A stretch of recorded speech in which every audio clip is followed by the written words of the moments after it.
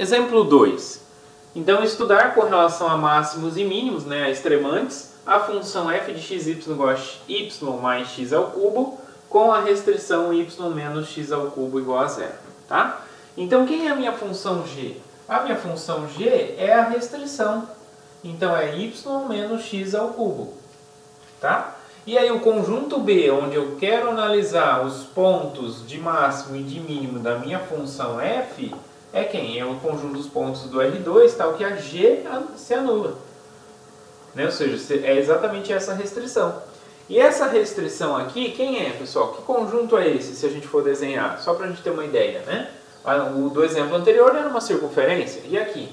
Aqui, se eu for desenhar, bom, eu posso passar esse menos x ao cubo para o outro lado. Então, é y igual a x ao cubo. Y igual a x ao cubo é o gráfico da x ao cubo. O gráfico da x ao cubo é assim.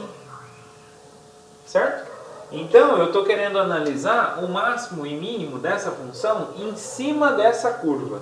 Tá? Aqui a gente não tem que essa curva é compacta. Por quê? Porque ela não é limitada, né? Ela explode. Então, não é um conjunto compacto. Então, a gente não pode usar o teorema de Weierstrass para falar que tem o máximo e tem o mínimo. Então, isso não é garantido. Vamos ver, então, como que fica o método dos multiplicadores de Lagrange. Para isso, eu preciso, então, calcular o gradiente da f, que é quanto? Derivada da f com relação a x. Derivada de y com relação a x, 0. Derivada de x ao cubo em relação a x, 3x ao quadrado. Agora, derivada em relação a y. Derivada de y em relação a y, 1. Derivada de x ao cubo em relação a y, 0. Ok, então esse é o vetor gradiente da f. E o vetor gradiente da g é quanto? Derivada de em relação a x. Derivada de y em relação a x, 0. Derivada de menos x ao cubo em relação a x, menos 3x ao quadrado. Derivada em relação a y.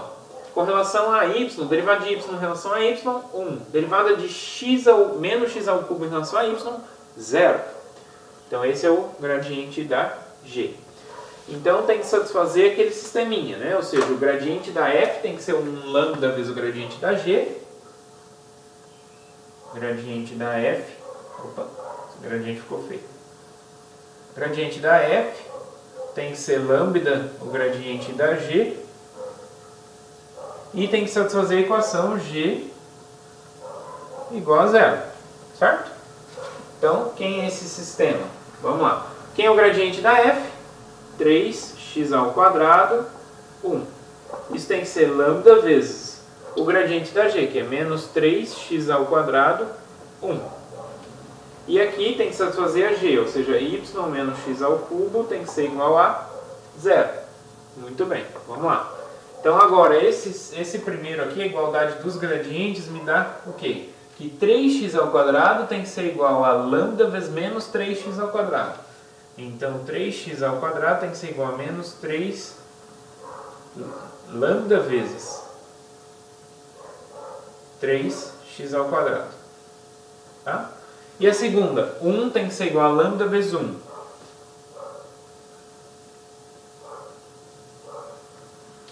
E por último, y menos x ao cubo tem que ser igual a 0. Então aqui a gente já sabe que o lambda é igual a 1, tá certo? Se o lambda é igual a 1, só substituir na equação de cima, o que a gente vai ficar?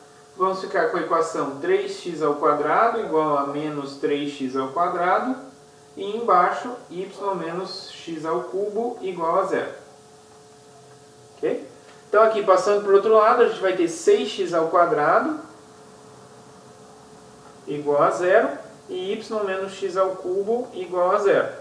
Então aqui de cima, o 6 passando dividindo, então fica x quadrado igual a 0. Se x quadrado igual a 0, então x é 0.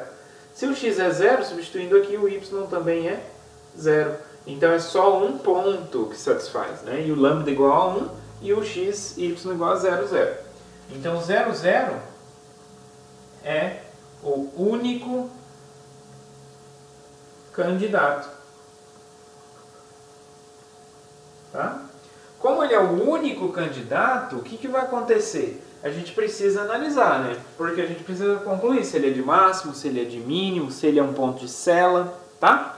Mas o que a gente observa aqui? Que essa função aqui, quando a gente passa, né, por exemplo, quando eu estou restrito aqui a esse conjunto, y menos x ao cubo igual a zero, então, passando aqui o menos x ao cubo para o lado de cá, vai ficar y igual a x ao cubo. Então, y igual a x ao cubo, você substituir aqui, vai dar x ao cubo mais x ao cubo. Então, é 2x ao cubo. E x ao cubo, para x negativo, vai dar negativo. E para x positivo, vai dar positivo. Então, o que vai acontecer? Para valores menores do que zero, ele vai valer menos do que zero, que é exatamente o valor da função no 0, 0. Se eu avaliar a função no 0, 0, que vai ficar 0 mais 0 ao cubo, você vai dar 0. Certo? Só que em cima desse conjunto, ou seja, fazendo o y, isolando o y aqui, substituindo aqui, vai ficar 2x ao cubo. E o x ao cubo, se eu pego valores de x negativo, o valor da função vai ser negativo. E se eu pego o x positivo, vai ser positivo. Então, tanto vai ter valores acima, quanto valores abaixo. Tá? Então, por isso, ele não vai ser nem ponto de máximo e nem ponto de mínimo. Tá? É o único candidato, mas f de 0, 0, que é igual a 0, enquanto que a função f de xy ela é maior que 0 se o x for maior que 0 e o y maior que 0. E ela vai ser menor do que 0. Porque lembra que o gráfico da x-cubo não era assim? Então, olha, eu estou interessado na f no primeiro e no terceiro quadrantes. Então, com o xy positivo ou o xy negativo. Os dois positivos ou os dois negativos. Se os dois forem positivos, a função é positiva. E se os dois forem negativos, a função também é negativa. Então, sempre vai ter valores acima e valores abaixo do zero. Ou seja, f não possui extremante.